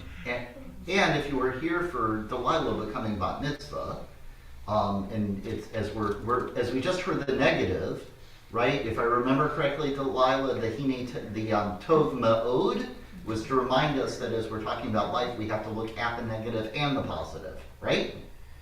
Well, I've showed you all the negative. But what I want you to see is the positive.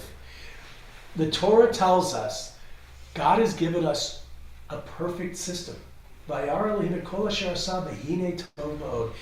natural system, the blue carbon ecosystem, is perfect. Yeah, we got thrown into the mix and we screwed it all up. So what we need to do is figure out how we can improve the blue carbon ecosystem and what we need to do. It's a beautiful midrash from Kohelet Rabbah, which you probably read on Tu B'Shvat, because everybody reads it on Tu B'Shvat. But I just want to share it one more time. From Kohelet Rabbah, in the hour when God created Adam, God took him and let him pass before all the trees of the Garden of Eden and said to him, "See my works, how fine and excellent they are. Now all that I have created for you. Think upon this, and do not corrupt or desolate my world. For if you do, there will be no one to set it right after you." Note, however, that God showed Adam all the trees in the Garden of Eden. He didn't show him the aquatic ecosystem, because we're terrestrial. It's also worth noting that when in the second chapter, when God brings all of the animals to Adam to name, gets all the names, what did God not bring to Adam? Fish. No marine life was brought. We don't have a relationship with it. We don't have a relationship. When you have a relationship, you protect it and you care for it. Yes. That phrase before said on the water, not in the water. Hover Correct, on the water. Yes. Yeah, so that, Yeah, so we have no relationship with what's under the water. But nothing tells us that we don't. And the question is, what can we apply to the aquatic environment that we already applied to the terrestrial environment? And that's what I wanted to share with you. So, yeah, we don't have that relationship. It wasn't given to us in the Torah, but it wasn't denied to us either. And so while we apply terrestrial mitzvot to our daily lives, to recognize that everything that God has given to us is perfect, but we can't destroy or desolate what was given to us. Not just what we can see, but also what we can't. And that's where this all comes in. You wonder why they wouldn't have mentioned water after you have You the would- Mediterranean, you You have would think. the Sea of Galilee. Yeah, exactly. and all But it that. would have been There's plenty enslaved of for water in some. and around Israel. Yeah, there is. Albert Einstein said, those who have the privilege to know have the duty to act. And now you know. Now you know about blue carbon. You know about all of these things. And I hope you'll do it. Here are a few things you can do if you want. Plant a mangrove for Tu B'Shvat. Or in honor of somebody who's had a bar mitzvah. We've all had our trees planted in Israel in our honor. Plant a mangrove. It's actually a program that we do. We have a program on our website. You can see there's the link. Plant a mangrove. We can even, in fact, do you plant trees for bar mitzvahs? In Israel? Well, now you can plant mangroves. Not in Israel, but we work with an organization called Well-Beings, and they plant mangroves in Puerto Rico and the Dominican Republic, mostly because they were decimated by Hurricane Maria a few years back. So plant mangroves. We'll talk about that. That would be good. Join our blue carbon and our blue-green initiative. Do you use plastic? Cover? We actually haven't. We've been switching over to compostables. Good. We can get it to you for a better price. I want to save the synagogue money. You guys, you can use it for something else. You guys already do reverse tashlich, but we also have added a second cleanup, our bidikat hamayim, just before Pesach. What do you do at Pesach? You remove all the chumash from your house. We say check the water. We say, at Pesach, so long ago the sea saved our ancestors, and we say it's about time we repay the debt. Stop eating fish, or at least reduce your consumption of fish. It's always, I know it's hard because it's always the Jewish go-to, right? Cut back on it. And the same with meat.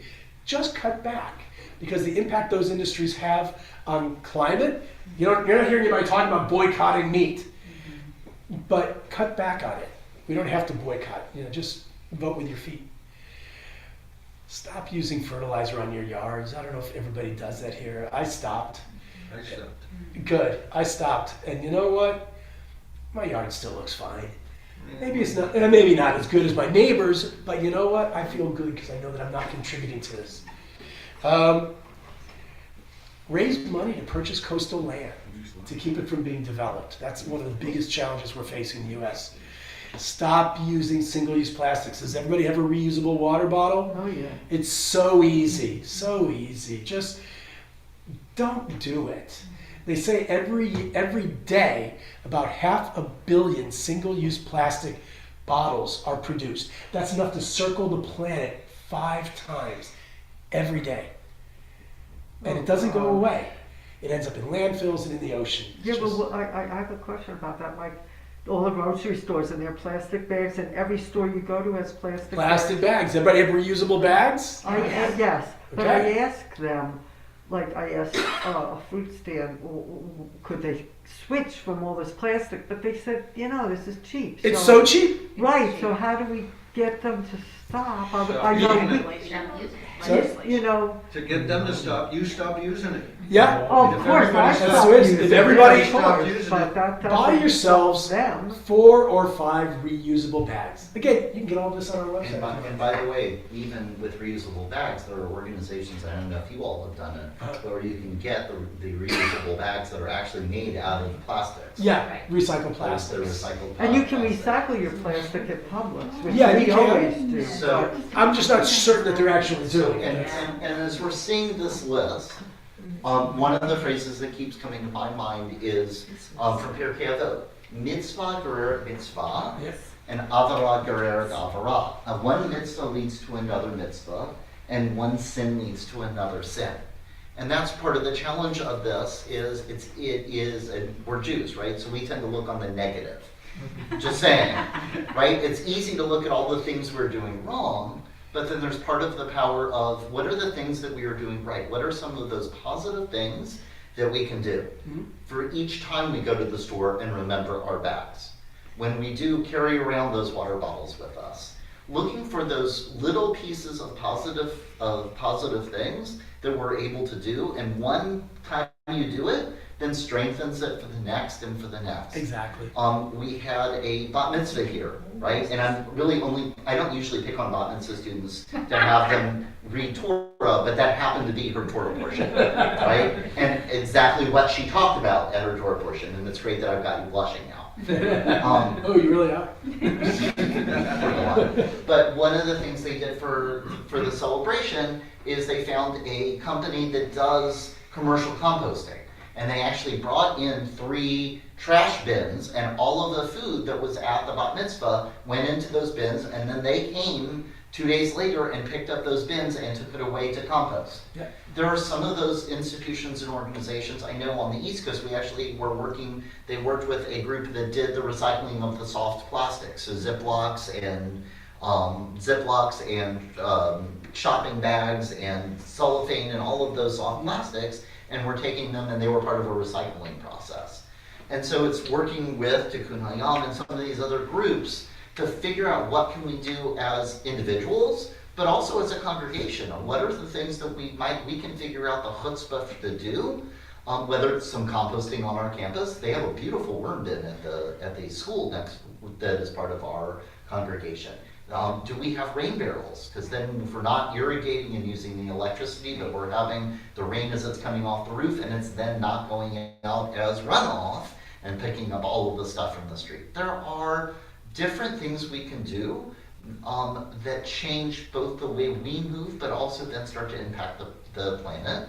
And as one of us does it, then other people start getting in on it. And then what happens when you have individuals then become a minion of people making those kinds of impacts. And so it's what are those mitzvah, gereret mitzvah? What is one mitzvah we can do that leads to another? Elaine? It's a line that comes to me from Henry David Thoreau, American transcendentalist in the 19th century. And it's related to what you're saying. He said, it matters not that it matters not that there be good everywhere, as that there be some good somewhere, for that will leaven the whole lump, like a little bit of yeast in the dough. It will spread. If you bring your plastic bags into the your recyclable bags, somebody in the lineup at the counter will see it and think, maybe I should do that. Yeah. In turn, somebody down the line will see her. That we can spread goodness through what we're supposed to do as Jews, through example, not by preaching, but by doing. Just do it. And the other thing that comes to mind is Tikkun Olam. We're told we cannot repair the world, but in our own little circle, we can do something that makes a difference. We can repair our world. We can just do something in our space that does make a difference that's positive. Here come the recyclable bags. Or I live in Regency Oaks, and so we have our rooms cleaned once a week. And they bring plastic. There are 2 buildings with 400 people, huge plastic bags. I protested and protested. I thought, well, I'm not getting anywhere, but I'm not going to take the bag. We'll stuff our sheets into the pillowcases. It's all going into the laundry. Do not bring a bag into my apartment. I can't change them. I've tried. Trust me. I've protested, and it isn't happening. Well, but so for I'm example, not accepting the plastic. Well, so maybe somebody will see we have pillowcases in the hall, and they'll do the same thing, maybe. Well, you know what? I would actually, it's a brilliant idea. Why don't you do something to educate everybody? 400 apartments? Tell everybody. And I don't know if it's... There are leaders, there's heads of the housekeeping. I've been there, and I've talked to them, and I've talked to the administration, and I thought, well, okay, Tikkun Olam, here's my apartment square. We're not taking plastic. In the hall where they line up the laundry, we've got pillowcases. That's it. You can do what you can do, but you can't do everything. Well, as Rabbi just said, also in Pirkei Avot, "B'kom she'ein anashim tihiyeh l'shiyodish." In places where there are no good, real people, strive to be a mensch. Yeah.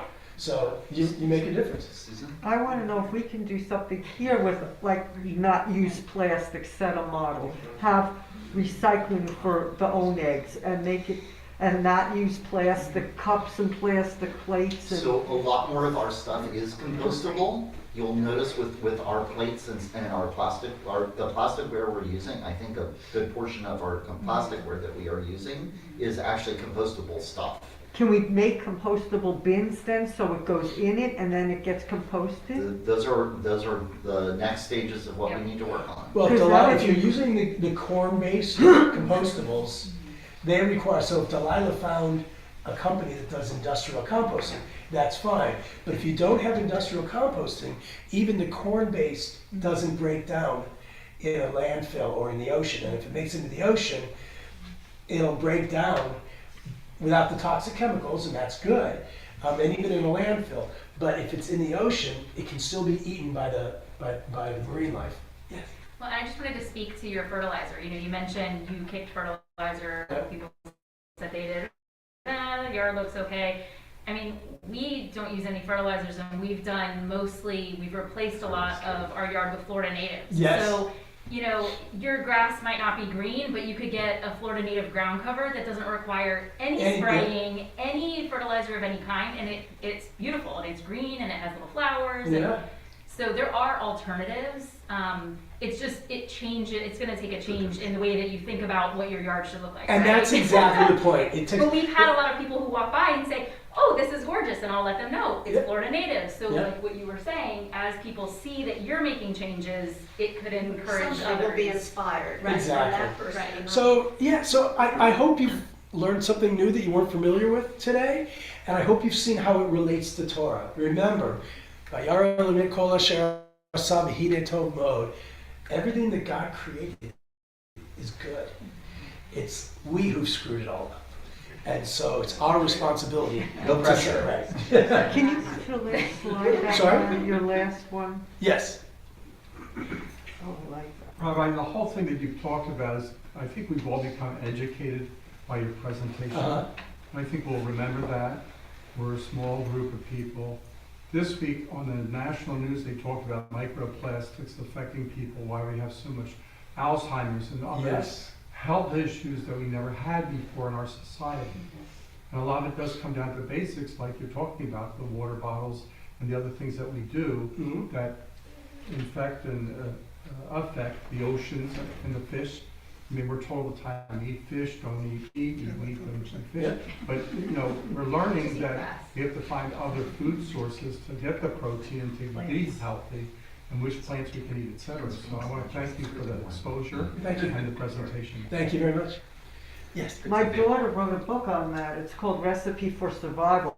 She's a dietitian, but she took on this whole, in her book, what you're talking about today, the whole, what's good for the planet, for you is also good for the planet. So, like, if you want to know about food, she's a great Well, it's not resource. just about She food. has it in her book, So- and I eat it. I do what she recommends. And Elaine not only brought up the power of sourdough bread, because really everything has to do with sourdough and yeast. And yeast. Thank you for that plug. If you would like to buy some of my sourdough starter, it will be available for sale at the Tampa Bay Jewish Food Festival.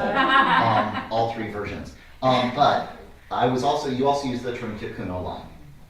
And what's the story of where does that value of tikkun olam come from? It comes from Isaac Luria's vision.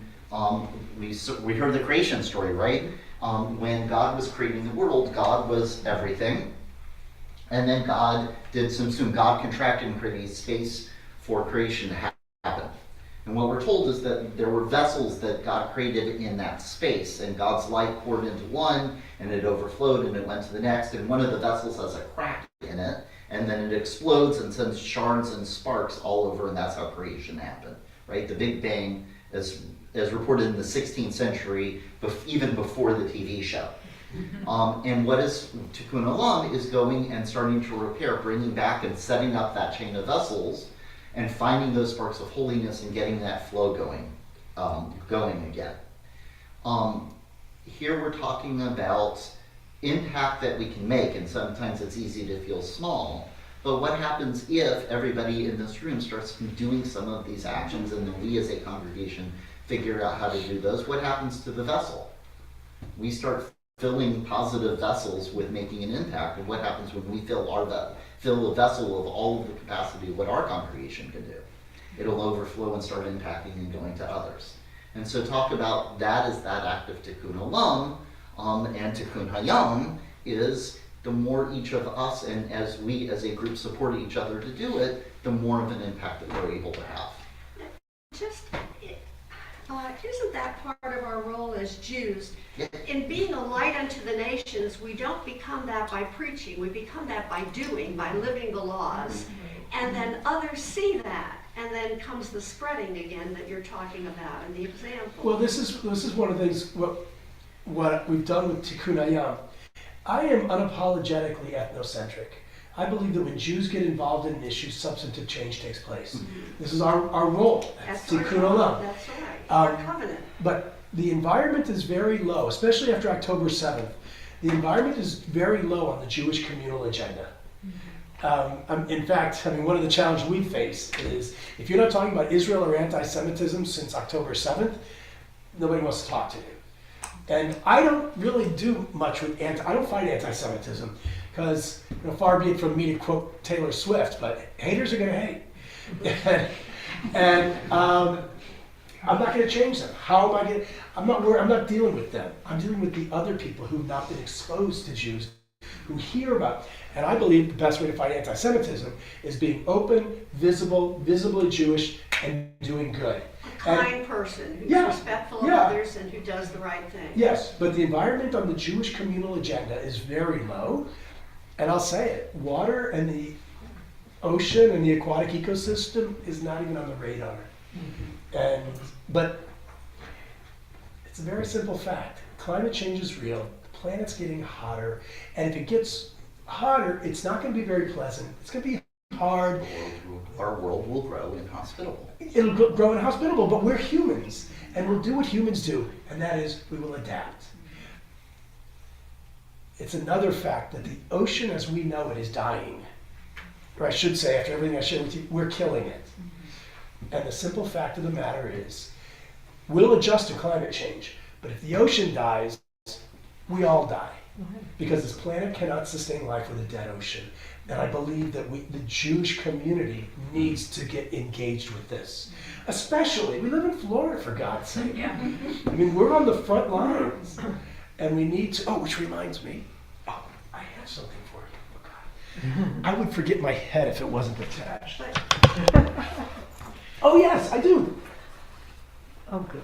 A gift for the congregation, which you can open. Although before you open it, I have to say, you know how when you get something from Amazon, you get that styrofoam popcorn? Yeah. It drives me nuts because you can't recycle it. So we had this question, what are we going to ship our products in? Because we're shipping around the world. Yes. Oh, the sticker's not upside down. I didn't realize. So we ship our material in actual popcorn. Actual popcorn, I love. Oh, that's so cute. Yeah. It's air popped, so there's no oil. It's kosher. Recycled plastic? And this is made from recycled water. Ooh, is it broken? No. Okay. Yeah. So when you read Look at that. Bereshit, I hope you'll use that, or when you read Shirat Hayam, It's so cool. it's made from recycled water bottles. And we have a whole line. We've created mezuzot and kiddush cups and yads and tzedakah So boxes. that was one of the things that I believe it's the Federation. Yes, that's the right. Federation is providing. So and when you said the popcorn, I knew before he opened it was going to be popcorn because her tzedakah box was surrounded by popcorn. We had this conversation. What do you ship it in? And I just thought, why not the real stuff? So They should drink from. I would just like to ask you what you said about the mangroves. I was really taken by that in consideration of the fact that they're trying to build, or there's an input to build a port in Tampa near the Sunshine Skyway Bridge. Mm-hmm. And what you said about the motors on the boats, how that impacts the fish, and I'm curious, is there any input from your organization, or have you heard from other organizations opposing that?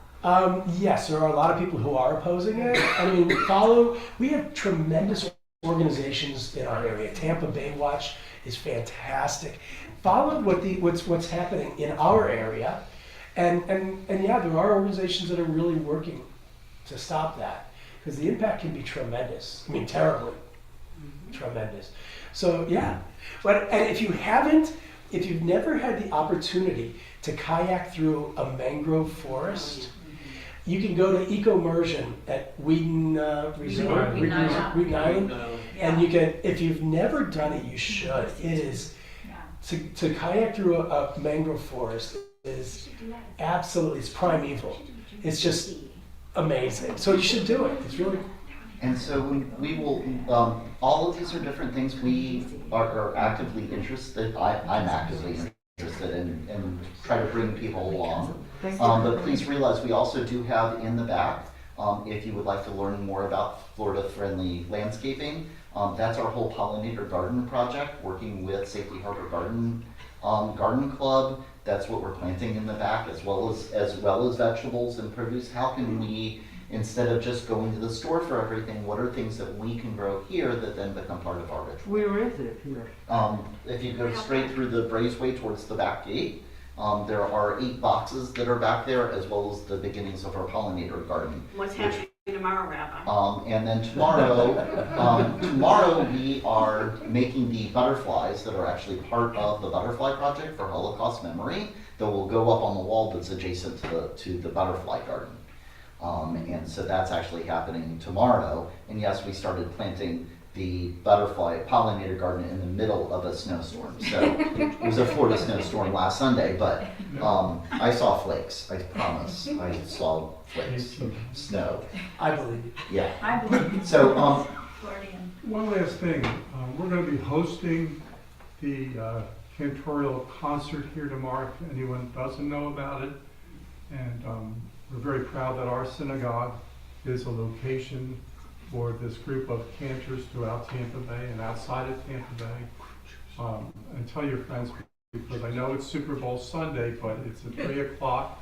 Come about 2:30 to get a seat. We're hoping it'll be a sellout, but we do need a presentation from our members as well as any of your friends out in the community. It's an excellent event, and we've gone to other synagogues when they've had it there, and the music and the joy and the Ruach Rabbi is excellent. So keep that in mind if you don't have anything tomorrow afternoon. a big thank you to Rabbi. Thank you all for having me. And please join us in the social hall, and we'll do some Kiddush. And Nosy, we have a date and fig challah. And I'm going to have to offer a rain check if you came for the spirulina smoothies. I didn't quite figure that out.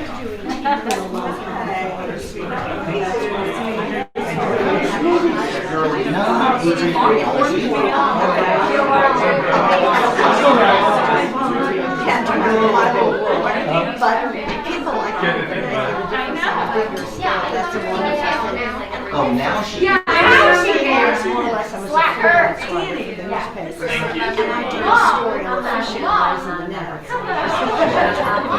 4 months ago, I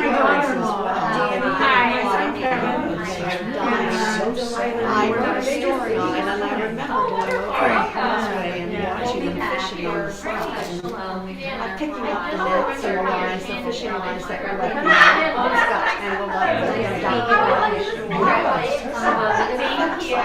All the creatures, but thank you. Thank you I so really much. appreciate your comments. Oh, They gave thank me you. some hope.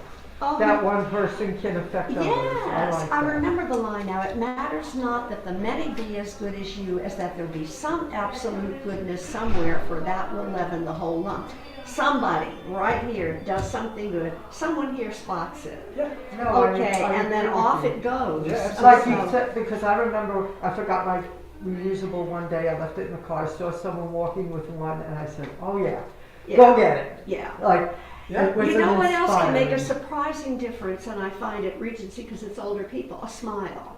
Oh, yeah. Just a I smile know. can brighten somebody's day a little bit. Yep, I agree with absolutely, you. You know? absolutely. So there are so many little ways we can bring joy and hope to the Yes. world. So Do you have a card? Mine? We, by the Well, way. there's a website. I you found the were- website. You were at Cornell? Yes. I'm an alum. Oh, really? And so it's my daughter who wrote this book that I told you The about. recipe for survival? And it's about, she's a dietitian, It's not but really with a about food. PhD, but she got so into the climate change and realized it's all interconnected that her book is It's about, all interconnected. you know, so if I could send you this link, Please you do. might be interested, I would but be. I'm gonna send her the repair, all this stuff, because she was all upset about the dolphins, like for a year, in Yeah. a depression over Yeah. it, with how bad it was. Oh, because it's horrific. If you It never, is. She watched those videos and she really Right. and then she just realized she has to go on, you know, so I, she got over it. I do a program on mitzvot of the sea, and one of them is Sar Balei Chaim. And I don't believe in coddling. To understand the impact of this, you have to see it. Because you can hear about, oh, they killed the dolphins in Japan. Until you see it. And the same with overfishing. Yeah, there are a couple of movies, I The forget Cove, what they the are. Cove. Yeah, Yes, the- yes, one. that's the one she got Yeah. so upset. The funny thing is, we came here, they came here and visited one, you know, with our grandson, and they went to, we all went to the marine aquarium, and she saw dolphins, and then she started reading more about it. Yep. And then she came across that, and she got so upset, and she ended up writing a book. Yeah, it's So- devastating. It's So, terrible. like, I don't even want to see the plastic bags that I see, and even here, like, let's get rid of it. You know, there's somebody, I don't know where I heard, but there's the old saying, don't let perfect be the enemy of the good. Yeah, that's what Dave always tells me. And it's true. Do something. Perfectionism's a big problem. Yeah, do something. You don't necessarily have to be perfect, but every little bit that can be done makes a difference. Are you staying? Yeah. What time? That's my grandmother used to say, have a notch. Have a notch. What year were you at Cornell? Sorry? What year were you at Cornell? I was at Cornell from 2001 to 2005. Oh, that's when she graduated, 2000, I know it. And I was like, oh no, this one graduated 2003, our other daughter also graduated. She graduated in 2003, but she wasn't active. When I was hired to go to Cornell, believe it or not, because when the president of International approached me about it, he said, Ed,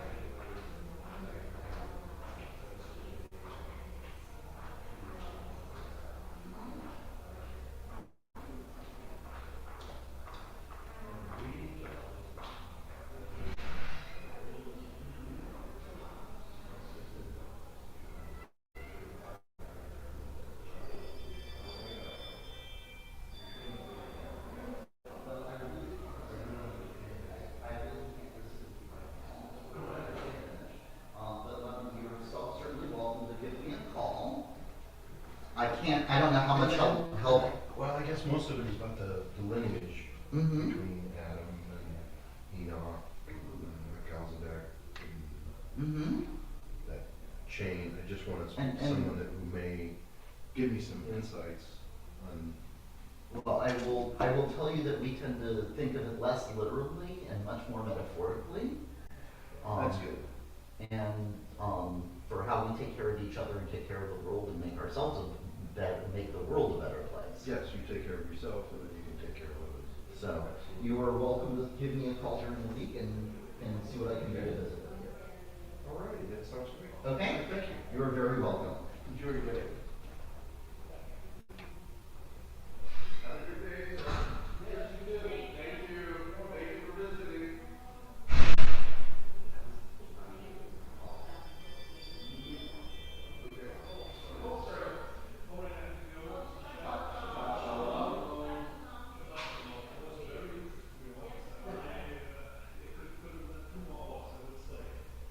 Thank you.